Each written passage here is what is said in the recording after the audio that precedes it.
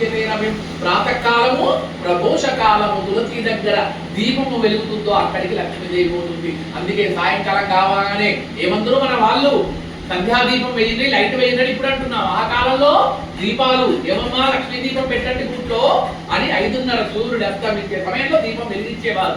దీపం వెలిగించి అందుకే పూర్వకాలంలో చెప్పేవారు గూట్లో దీపం నోట్లో ముక్క. 6:30 7కి గూట్లో దీపం పెట్టి తినేవారు అందరూ కూడా. 7 గంటలకు తినేవారు. ఇప్పుడు 12 అయినా తినలేవు. అందుకే అరుగుతలేదు, రోగాల పాలైంది. అందుకే మంచి పద్ధతి కాబట్టి పురాణాలు ఘోష వేద ఘోష జరుగుతుందో అక్కడికి లక్ష్మీదేవి పోతుందట. అక్కడికి లక్ష్మీదేవి అంటే పురాణాలు పూర్వకాలంలో చెప్పించే వాళ్ళు చెప్పారు కదా. చంద్రమౌళి శాస్త్రుల దగ్గరికి ఎత్తుకోవడం ఎక్కడైతే వేద ఘోష జరుగుతుందో అందుకే గుళ్ళల్లో మీరు చూస్తారు ఎక్కడ వేద పారాయణ ఉపనిషత్తుల పారాయణం జరగాలి. వేద ఘోష గుళ్ళల్లో జరుగుతుంది. మీకు తెలుసు, మీరు ఎప్పుడైనా గుళ్ళోకి వెళ్తే ఋగ్వేద పారాయణ పీఠమని రాసుంటుంది. ఆవులు క్షేమంగా ఉన్నాయో అక్కడికి లక్ష్మీదేవి కూర్చుందగా. ఎక్కడైతే అన్నదానం జరుగుతుందో ఇవాళ ప్రతి శుభకార్యానికి మనం ఏం చేస్తున్నామండి? అన్నదానం చేయడం లేదా? గుళ్ళో బ్రహ్మోత్సవాలు అయితే అన్నదానం చేయడం లేదా?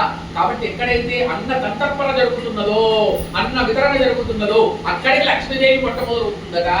అందుకే భోజనాలు పెట్టాలి, దానం చేయండి అంట.